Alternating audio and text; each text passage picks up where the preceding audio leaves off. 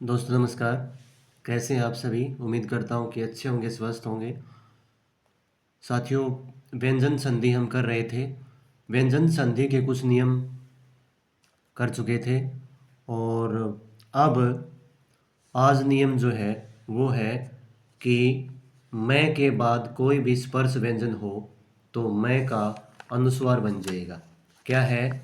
देखिए, मैं के बाद कोई भी स्पर्श व्यंजन। अब स्पर्श व्यंजन समझते होंगे। स्पर्श व्यंजन वो होते हैं कै से लेकर और मैं तक। कै से लेकर मैं तक स्पर्श व्यंजन होते हैं, ठीक है ना। यदि हो मैं के बाद कोई भी स्पर्श व्यंजन हो तो मैं का क्या बन जाएगा? अनुस्वार बन जाएगा। क्या बन जाएगा? अनुस्वार। अनुस्वार समझते होंगे, जिसको हम बोलते हैं अंक की बिंदी, ठीक है ना। ये बोलते हैं जैसे रंग, ये वाला ये अनुस्वार है। एक होता है अनुनासिक, जिसके ऊपर चंद्र बिंदु आता है, जैसे 5,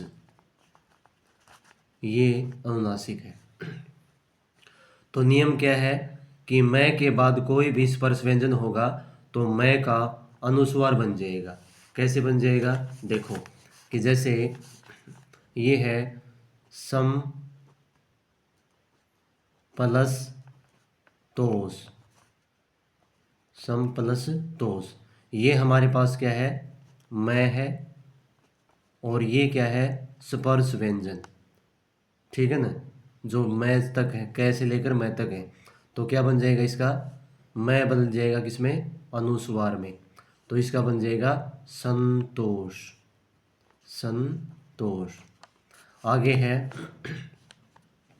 उसके बाद है फिर संदेह। जैसे सम प्लस देह। सम प्लस देह है, यहाँ पे मैं है और ये फिर स्पर्श व्यंजन, तो क्या हो जाएगा इसका? संदेह। संदेह, ठीक है ना। संचार। संचार। संचार, इसका संधि विच्छेद करें तो क्या हो जाएगा?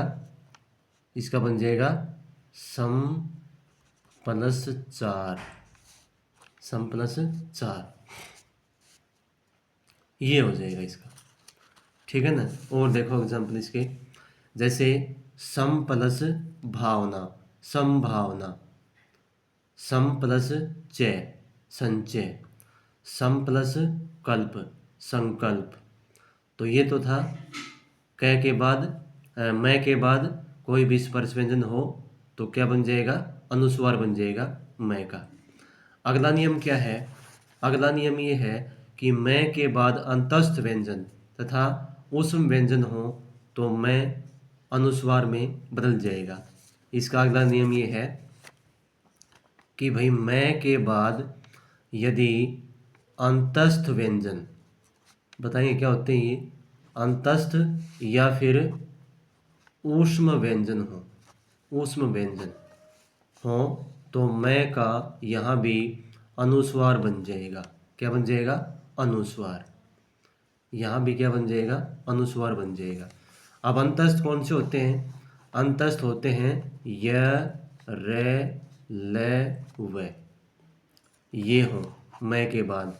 ऊष्म कौन से होते हैं? जैसे श, तीनों स हो जाएंगे और है हो जाएगा, ये होते हैं ऊष्म। कौन से होते हैं? ऊष्म। और ये अंतस्थ। यानी कि मैं के बाद इन में से और इन में से कोई भी हो तो मैं का यहाँ भी अनुस्वार बन जाएगा, ठीक है ना। जैसे सम प्लस वाद। सम प्लस वाद क्या बन जाएगा? संवाद बनेगा।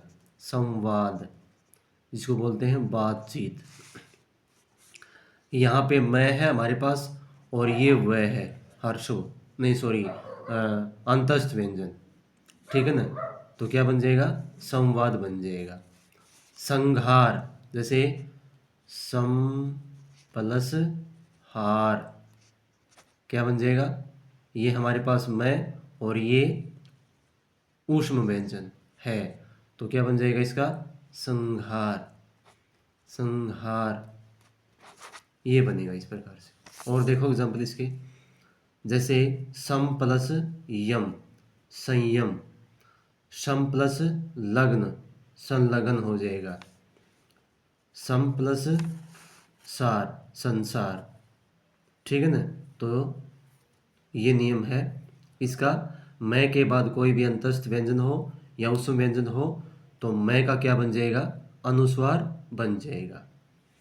अगला नियम देखो, अगला नियम ये है, ये मैं का ही है कि भाई मैं के बाद, मैं के बाद यदि मैं आ जाए, मैं के बाद मैं आ जाए तो क्या बन जाएगा, उसका मैं ही रहेगा, तो इसका उसका अनुस्वार नहीं बनेगा। कि जैसे सम प्लस मान, सम प्लस मान, तो क्या बन जाएगा, सम्मान, सम्मान बन जाएगा यहाँ पे। सम प्लस मोहन, सम प्लस मोहन, तो क्या बन जाएगा, सम्मोहन, सम्मोहन। इसका यहाँ पे अनुस्वार नहीं बनेगा।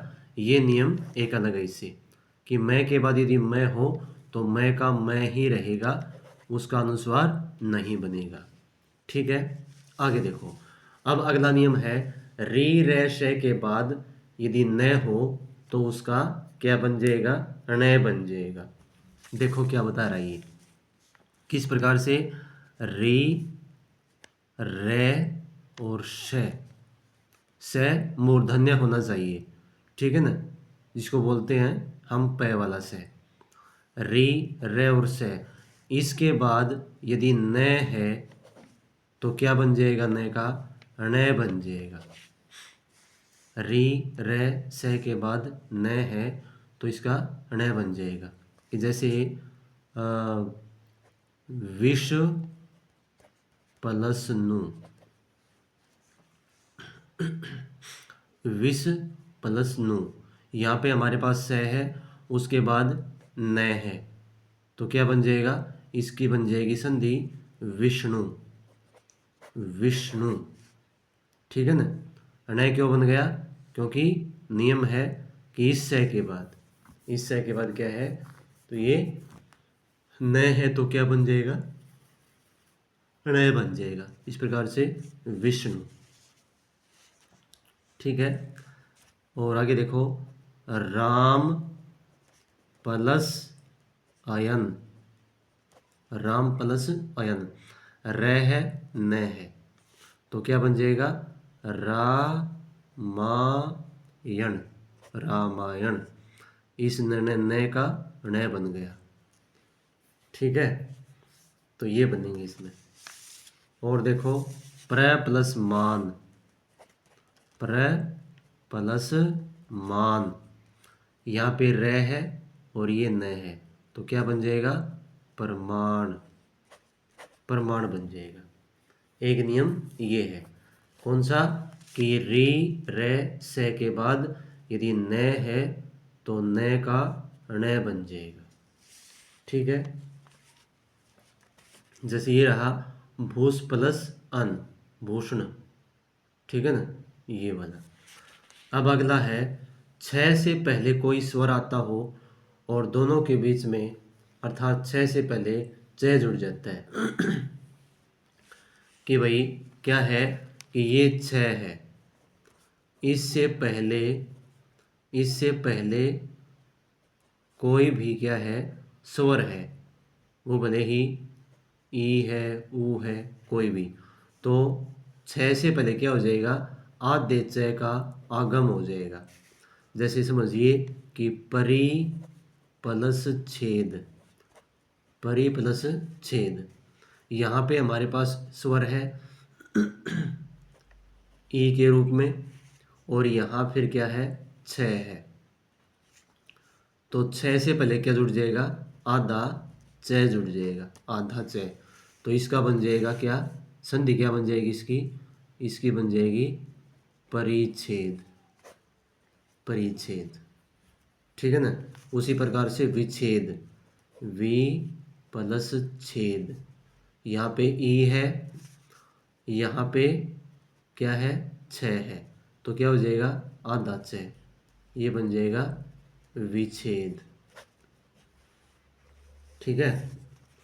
अब देखो आ प्लस छादन, आ प्लस छादन, यहाँ पे आ है स्वर के रूप में, ये छ है।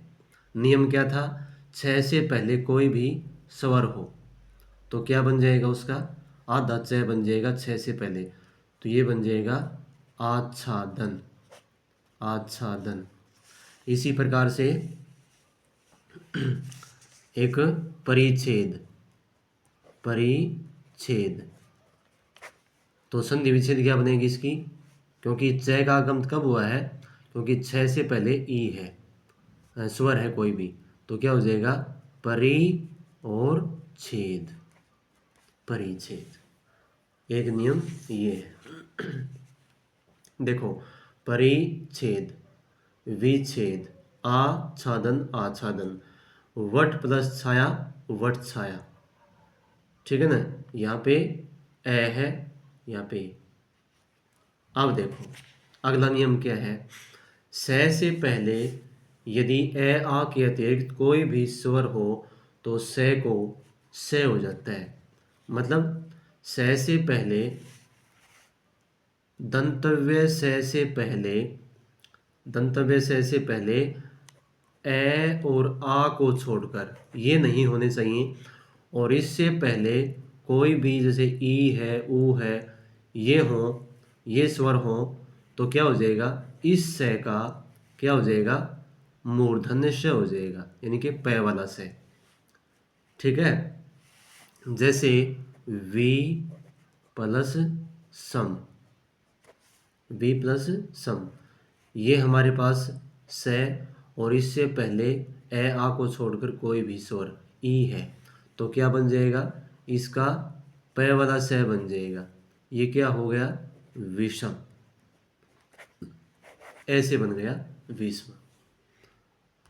इसी प्रकार जैसे सु प्लस सुप्ति, सु प्लस सुप्ति, तो क्या बन जाएगा यहाँ पे ऊ है और ये दंतव्य से है, तो इसका क्या बन जाएगा इसका बन जाएगा मूर्धन्य से, तो इसका बन जाएगा संधि सुसुप्ति, क्या बनेगी सुसुप्ति। ठीक है, तो ये है इसका सुसुप्ति। तो ये एक नियम ये था। अगला नियम देखो, अगला नियम है कि हर्स्व ई और ऊ स्वर के बाद आने वाले रे से परे, परे का मतलब बाद में रे हो तो हर्षव का दीर्घ हो जाएगा और इस रे का जो है वो लोप हो जाएगा। देखो जैसे कोई हमारे पास जैसे ई और ऊ है और इसके बाद क्या है इनके साथ लगता हुआ रे है। ठीक है ना, और इस रे के बाद भी क्या है फिर रे है, क्या समझे, ई ऊ के तुरंत बाद रे है और इसके बाद भी रे है, तो क्या हो जाएगा अब इन दोनों को मिलाने से ये तो ई और ऊ ये क्या हो जाएंगे बड़े हो जाएंगे, जैसे ई और ये बड़ा हो जाएगा और इस रे का लोप हो जाएगा। लोप का मतलब ये खत्म हो जाएगा, जैसे निर प्लस रव, निर प्लस रव। देखो यहाँ पे हर्षो है छोटी ई, इसके बाद रे है और इसके बाद फिर रे है। ठीक है, अब क्या बनेगा, अब इसकी संधि करेंगे तो ये नी दीर्घ हो जाएगी। अब और ये रे जो है इसका लोप हो जाएगा और ये रे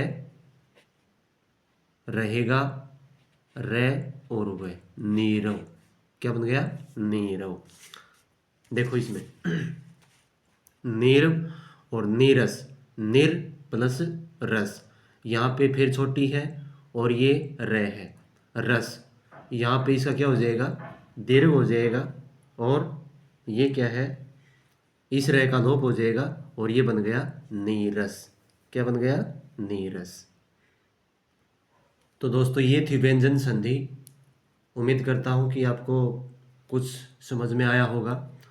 ना आए तो कमेंट सेक्शन में बता सकते हैं आप, उसका डाउट जो है दूर करेंगे नेक्स्ट वीडियो में। तो विसर्ग संधि हमारी बचती है, वो शायद एक ही वीडियो में कंप्लीट कर देंगे। तो संधि का पार्ट हमारा जो नेक्स्ट क्लास आएगी उसमें पूरी हो जाएगी।